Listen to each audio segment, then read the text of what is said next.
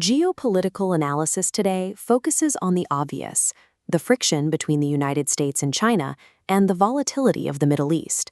You can see the consequences mapping themselves across global supply lines, fracturing trade routes that have defined the modern era. But while the global focus remains on those superpowers, one country is sitting quietly on the sidelines, watching this disruption with extreme precision. When the current conflicts subside, Japan, a nation many have written off as a declining power, is positioned to emerge as the ultimate winner. Most people reject this idea immediately.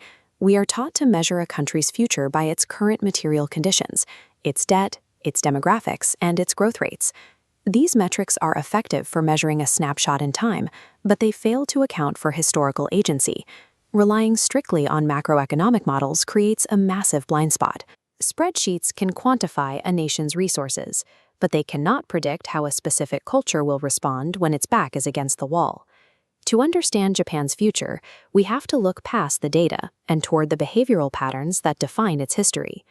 On paper, Japan's situation looks terminal. It suffers from three catastrophic structural failures. First is a demographic collapse. Japan has the oldest population on Earth. More than 28% of its citizens are over 65, creating a shrinking workforce and a massive burden of elderly care that younger generations must carry. Second is a 30-year deflationary trap. While China grew at 8 or 9% annually, Japan's economy moved in slow motion. Stagnant wages, flatlined growth, and an excessive debt burden that has lasted for 3 decades. Third is absolute resource dependence. Japan is a small island nation with virtually zero native energy. It has no significant oil, no gas, and limited agricultural land. It must import almost everything required to feed its people and power its grid. This map shows the existential vulnerability of those imports. Approximately 75% of Japan's energy comes from Saudi Arabia and the UAE, passing through the Strait of Malacca and directly past Taiwan before reaching Japanese ports. If China successfully reunifies with Taiwan, Beijing gains control over Japan's energy lifeline. They could impose a blockade and starve the Japanese economy of fuel, bringing the nation to its knees without firing a single shot. If you base your conclusions solely on material facts and economic data, Japan's collapse is a mathematical certainty.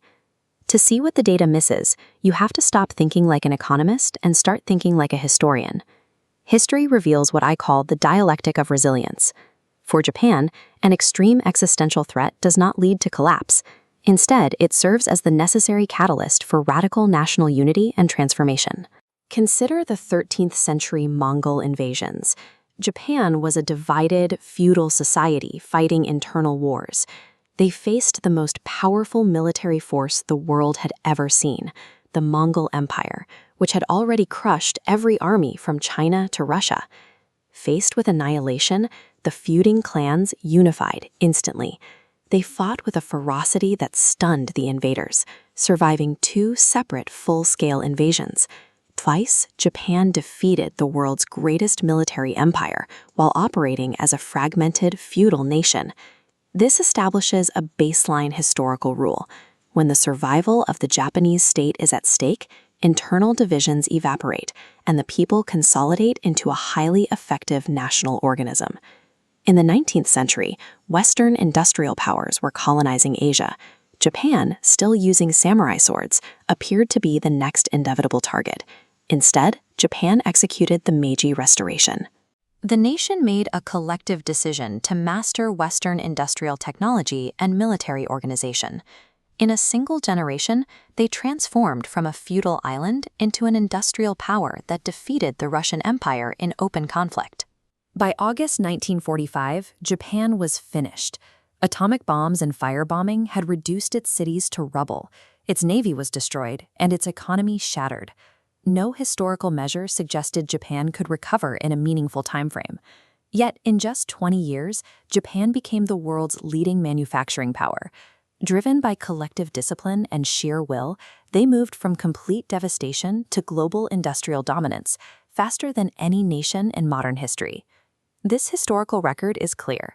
Japan has repeatedly demonstrated a capacity for hyper-efficient adaptation when facing complete destruction, regardless of its lack of raw materials. Hey everyone, if you enjoyed this video, hit that like button and don't forget to subscribe. Drop a comment below. I'd love to hear what you think. Your support means a lot and helps me keep creating content for you all. Thanks so much for watching. Today, the global order is fracturing. We are seeing a shift toward deindustrialization, massive remilitarization, and mercantilism. For most nations, these are threats. For Japan, these are the exact conditions required for its next massive evolution. Japan is already abandoning decades of pacifism. They are doubling their defense budget and rapidly developing AI-powered defense systems, hypersonic missiles, and advanced drone swarms. This is the exact same speed of mastery they displayed during the Meiji Restoration. Simultaneously, Japan is leaning into its mercantilist instincts. The trauma of having supply lines cut off in World War II taught the nation to build extreme resilience against global supply chain collapse. This chart highlights their preparation. Japan uses approximately half the energy per unit of economic output compared to China. When energy becomes a scarce commodity, this efficiency gap functions as a strategic weapon, allowing Japan's optimized infrastructure to maintain operations at half the cost. The crises currently breaking the global trade system are the exact catalyst Japan has used historically to optimize and dominate. Critics argue that a rising, militarized China represents an insurmountable threat to Japan. The sheer scale of China's military expansion suggests an inevitable collision. China is an inward land power focused on protecting its core. Contrast this with Japan, an outward sea power. Without resources, Japan must constantly trade and engage with the world to survive. These are not competing strategies, they are complementary. When a crisis strikes, China's instinct is to turn inward and become defensive of its stability. Japan's instinct is to push further outward to adapt. They are looking in different directions. This directional difference provides a mechanism for coexistence. While China gains control over shipping routes near Taiwan, its primary objective is the stability of its internal core, an objective that would be shattered by the massive economic disruption of a kinetic war.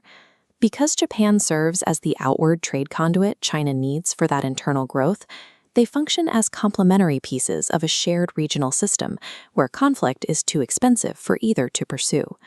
China's current strength relies on a model of cheap energy and high-volume manufacturing that is breaking down globally. As the gears of that high-energy model seize up, China's core advantage erodes.